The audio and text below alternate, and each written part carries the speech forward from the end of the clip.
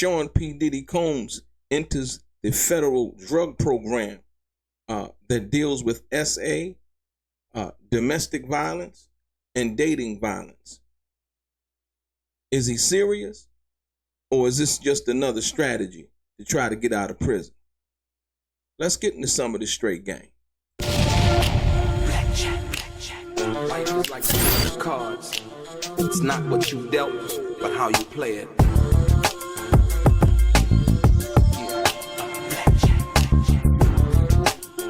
Play each situation correctly. I remember they used to laugh at a brother. Welcome back, guys. Welcome back. It's your boy Delray Richardson, platinum artist, platinum songwriter, StraightGameTV. Thank you for tuning in, ladies and gentlemen. I appreciate your time. Hit the thumbs up button. If you have not subscribed to the channel, please do. Like I always say, if you want to be one of the first people notified when I drop some of this straight game, please do me a favor and click on what appears to be that little bell a notification right below this video. Ladies and gentlemen, right now we're talking about where the culture meets the courtroom, and we separate facts, right? We separate truth from trolls, ladies and gentlemen. Like I said, we like to separate the facts, and we separate the truth from trolls, ladies and gentlemen. Like I said, your boy Delray Richardson, platinum artist, platinum songwriter, StraightGameTV. Sean P. Diddy Combs has entered the stop drug program that's provided by the federal government, ladies and gentlemen. Yes, bad boy Sean P. Diddy Combs was acquitted, as we know, of racketeering and conspiracy and sex trafficking charges that had everybody talking.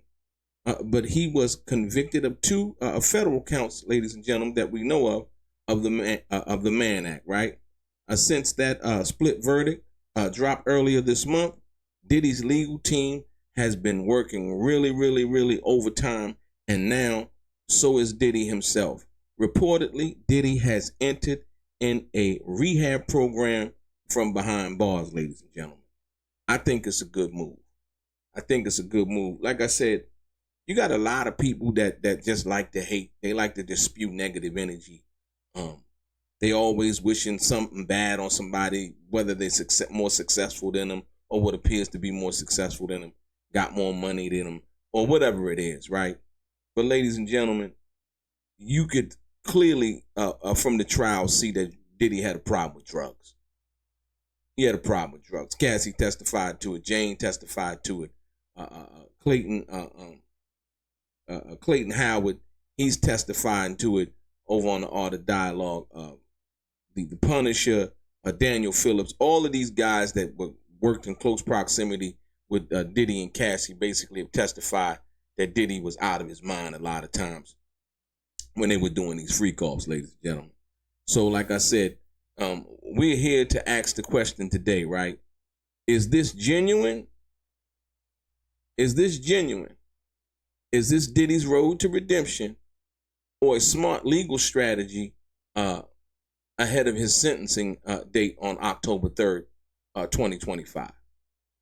So is this a genuine road to redemption, or a smart legal strategy, right, to try to help Diddy get out of prison or get as less time as possible on October 3rd, ladies and gentlemen? So like I said, I think it's a smart move. If Diddy's cheating anybody, he's cheating himself. You know what I mean? And this is real life, man. This is real life.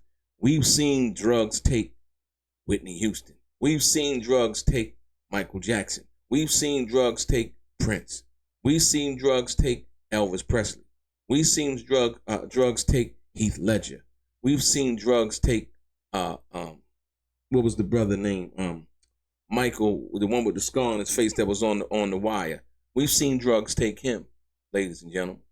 That fentanyl is a beast. And like I say, once again, when we're talking about life and death and being here for your kids and being better for your children, like I said, once again, if Diddy is lying to somebody, he's lying to himself. So like I said, I believe in giving people a second chance. I've seen a lot in my life. And so for the people who want to, joke around and, because they hate Diddy or whatever, on a life and death scale of things, I hope he chooses to live, and I hope he chooses to live a better life than he was living before. People equate a better life meaning, oh, he had mansions, he had cars, he had money. Man, look, when your life is unmanageable, none of that stuff means anything. When your life is unmanageable from drugs, none of that stuff means anything. And I think the young lady Jane, Daphne Joy, basically testified to that Diddy was out of control, if you will. So, like I said, the conviction, we know what that's about, right? 8 weeks, over 30 witnesses, if you will, testifying to everything underneath the sun, racketeering, sex trafficking. But like I said, we know that he was convicted with only the 2 counts of the Mann Act. And so that's what he'll be dealing with on October 3rd, right? So what are the legal consequences? And this is actually what's being asked for. The prosecution is recommending 51 to 63 months, ladies and gentlemen, and possibly more. The defense is pushing for the minimum of 21 to 27 months. That was more in line with what I was trying to tell you guys about those 2 cases, the Hamberley case, as well as the Jacomey case, if you will. Those 2 cases, I think, represent more of what was similar, but not the same. The judge, he didn't say he was looking for similar cases, not that they had to be the same as Diddy. I heard a lot of people, jumping in, trying to be right instead of being factual, right? I don't want to be right. I just want to give you the facts. If you feel like you know it better than I do, I recommend people start a YouTube channel and give them, the right. I'm just giving you the facts, ladies and gentlemen. So the prosecution wants 51 to 63 months. The defense is pushing for a minimum range of 21 to 27 months. The judge has already ruled that time served will count. So the judge has already ruled that any time that Diddy gets, right, that the time that he's already served will count towards that time to knock off some of that time, right? So, and like I said, I thought it was, and not that you want Diddy to be locked up, but I mean, under the circumstances, the Cassie tape and all of those things, like I said, I think Diddy needs some kind of help because, like I said, you got a bunch of yes men around you, you know what I mean, stunt dummies and stunt devils around you, willing to do whatever you want them to do, crash out at any particular time, you know what I mean? Like I said, when one is powerless over one's life, right? And most people say, well, Diddy had power. No, he didn't have power at that particular time. He ain't had the power to stop getting high, right? You know what I mean? His life had become truly, honestly unmanageable, man. They were gone. 3-4 days. Those are crack cocaine hours. Back in the 90s, man, people stay up 3-4 days smoking crack. They wasn't even doing that. They was doing like, cocaine and other hard drugs. But like I said, they staying up 3 and 4 days, man. Ecstasy, ketamine. You know what I mean? And all of these other drugs. So, like I said, dude, life was unmanageable, and I think that entering any kind of drug program and getting back closer to who you should be is a good thing. Like I said, I don't want to jinx anybody. So with the sentencing approaching fast, Diddy has made a move that many defendants make in high stake cases, ladies and gentlemen, right? And like I said, he's gone into the rehabilitation, which is a good thing. Let's talk a little bit about the program in regards to because like I said, a lot of federal prisoners enter this program, right? Diddy's now participating. It's not just one program, it's multiple programs, right? The STOP program, one of them is called the STOP program, the government-run course that addresses sexual assault, domestic violence, and dating violence, ladies and gentlemen. It focuses on accountability and behavioral change. So like I said, once again, a lot of times, dudes have to change their behavior and the way they move. Like I said, I understand what that means. Trust me, I do. And so Dr. Harry K. Wexler, I guess he runs the drug abuse program. It's called the Dr. Harry K. Wexler Drug Abuse Program, a federal initiative aimed, ladies and gentlemen, aimed, right, at treating substance abuse in inmates. I think that's a powerful thing, man. And hopefully, Diddy can get back out, when he's done all dealing with this situation, get back out and be a productive member of society. You know what I mean? Not that he wasn't productive or had not been productive before, but at the time that he was going through what he was going through, little did we know, after seeing the Cassie tape and all of these other things, he had a lot of unproductive moments, if you will, for somebody of his stature and what the image that he portrayed himself to be. Brother love and, all of these other things, right? It simply wasn't consistent with what was going on behind the scenes. Not that we needed to know, but like I said, that now we found out, we can say, yes, it wasn't really consistent with what he was trying to, his PR people were putting out from that perspective, right? And like I said, so the Dr. Harry K. Wexler Drug Abuse Program, a federal initiative aimed at treating substance abuse in inmates, including therapy, education, and relapse prevention strategies, right? And the one-on-one therapy that he's also getting focused on controlling violent behavior and emotional triggers. Basically, Diddy, this is his first step towards what they call a road to redemption, if you will. Like I said, I said this before, I don't think nobody is beyond redemption, right? I don't think he's beyond redeeming himself, ladies and gentlemen. I think that's a powerful thing that has to take place within him, and he has not to make the decision for his kids or for his family, but first he has to make the decision to want to be better for himself. Then he can be better for everybody else. Like I said, sometimes, man, you can give people money, you can give them all of these things, man, and it's only gonna make them worse, or basically amplify who they already were. You know what I mean? If you ever heard that, like, money doesn't make you better. Sometimes it amplifies who you really were before you had got money, right? But a lot of people saying that the timing of Diddy doing this has raised eyebrows. Like I said, he's gonna catch criticism and skepticism anytime he make a move. You know what I mean? He said he had to go pee right now. I'm kind of leery of him peeing right now, and I think he was, So once again, ladies and gentlemen, people are gonna scrutinize, speculate, and try to come up with whatever they think Diddy's trying to do. So do you think, looking at this, and you can type it down in the comments, do you think this is a redemption or reputation management, ladies and gentlemen? Redemption or reputation management? Now, I'll say this. Mine is us finding out what's going on with Diddy and him entering the program and all of that. None of us will really know. So, like I said, I would hope that what he's doing for, to help redeem himself, right? And I could say both. Redeem himself, right? Redemption and his reputation. Like I said, because he was a guy who was a highly publicized, a PR, in the spotlight, superstar at one time or whatever, a mogul. And so I think that, it's going to help both, to be perfectly honest. So people, they give you this two-way, is it redemption or is it, is he trying to, be slick and slide? No, it's both. It's redemption and reputation management, right? Like I said, especially when you live in the public space and, you're in the public eye a lot, right? So here's the $1 million question, ladies and gentlemen. Is this basically heartfelt, right?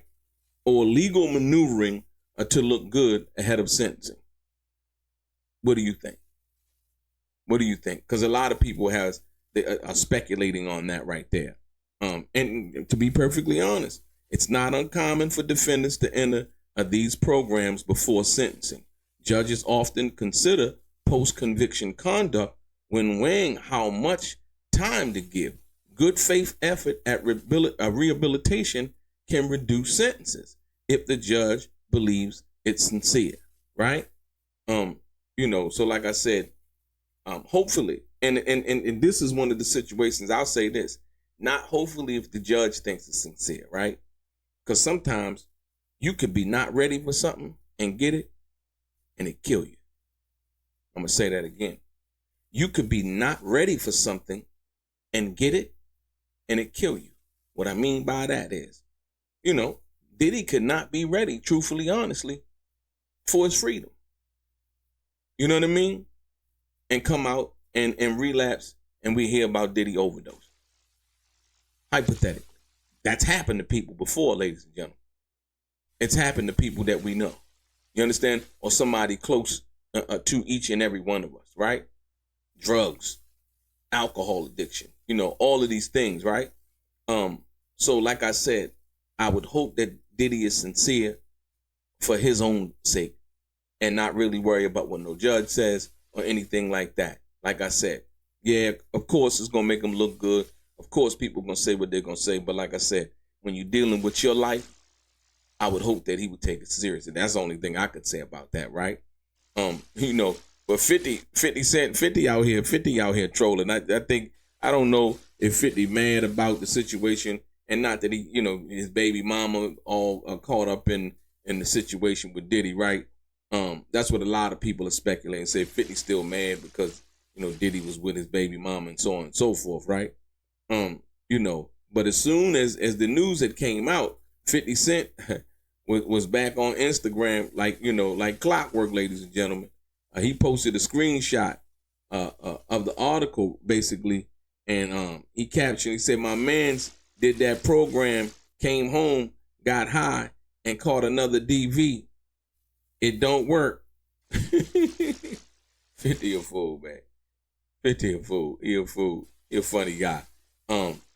Like I said, he even dragged and tagged his own brand at 50 Cent Centation, right?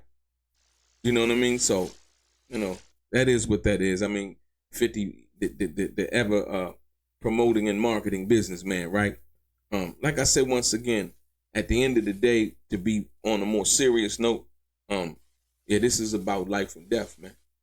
This is about life and death. Well, and literally, did he just basically escape what was considered to be by most a life sentence? Excuse me. So when we look at that, yeah, it is life and death. It's life and death on one end, like I said, from your action sometimes, from your lack of action sometimes, right? So that's why I say I hope that he gets the help that he needs, right? And like I said, so here we go, ladies and gentlemen. What's at stake on October 3rd, right? The sentencing date, October 3rd, we know. A defense goal is 21 to 27 months. Diddy's team said, hey, Your Honor, 21 to 27 months, ladies and gentlemen. A prosecutor's target is 51 to 63 months or longer. I think the prosecution is still kind of mad that they lost the case. I mean, let it go. You know what I mean? Let it go. You tried, you gave your best shot. It didn't happen for you like that. Let it go. And like I said, let the judge have the discretion to do what he wants to do, because ultimately he has it anyway. I don't even think prosecutors should recommend how much time somebody gets. You know what I mean? From that perspective, it should be based on, like I said, data and prior sentencing and similar situations related to the charges or the conviction, if you will, and the person's criminal history, right? You basically the time served that Diddy been locked up for 10 months, that will count, right? And the judge will consider the pre-sentencing report, Diddy's rehab progress, victims' impact statements, and public perception, for sure, even though they might not admit that public perception plays a big role in this, right? If Diddy's programs are seen as a genuine transformation, they might help. But if the judge views them as damage control, they might do nothing, or they might backfire. So like I said, we don't know how that's going to play out. And the redemption question, ladies and gentlemen, let me be real with y'all. Let me be, perfectly honest with you, right? Rehab, therapy, stop programs, they're important tools. They are, like I said, and hopefully, people would utilize them to help better their life, right? But they only work if the intention is real. And that's what I'm saying. They only work if the intention is real, and you can't fake growth. right? You can fake yourself out. And like I just told you, a lot of times, some people are given things that they're not ready for, and it ends up killing them. You know what I mean? Or hurting them real bad. So, like I said, a lot of times, you know, you trust the process. And that's one of the things that I think a lot of people, you have to trust the process. You know, don't try to rush it. Don't try to want it now, because sometimes you're simply not ready for it, right? And so that's the big picture. You know what I mean? But like I said, rehab, therapy, stop programs, they're really important. But like I said, one has to be genuine and have real intentions. You can't fake growth, right? You can't check a box and expect forgiveness, right? It's earned. But more importantly, one must forgive themselves, right? You got to forgive yourself. So is Diddy trying to, you know, become a better man or just a man with a bigger legal outcome, right? Right? With a bigger legal outcome, what I mean by bigger legal outcome is, you know, he's trying to look like he's that guy, right? Or is he looking for something to better himself, right? Is he looking to look like the big man? Again, you know, Diddy, you know, I run the city. Or is he looking to look like the better man now? Because I think that's more important, right? That's for the judge to decide on October 3rd. It's going to be very interesting, ladies and gentlemen, to see what happens. But like I said, hopefully Diddy's, you know, doing what he needs to do for himself first, and then he can do what he needs to do for his family. Like I said, you know what? And more importantly, you know, you'll have a lot of people talking about whether it's fake, it's real, you know, Diddy trying to get over. It really doesn't matter. Because at the end of the day, the only person that has to answer to the judge is Diddy, ladies and gentlemen. And like I said before, we're going to see October 3rd. Your boy Delray, Straight Gang. Life is like cards. It's not what you dealt, but how you play it.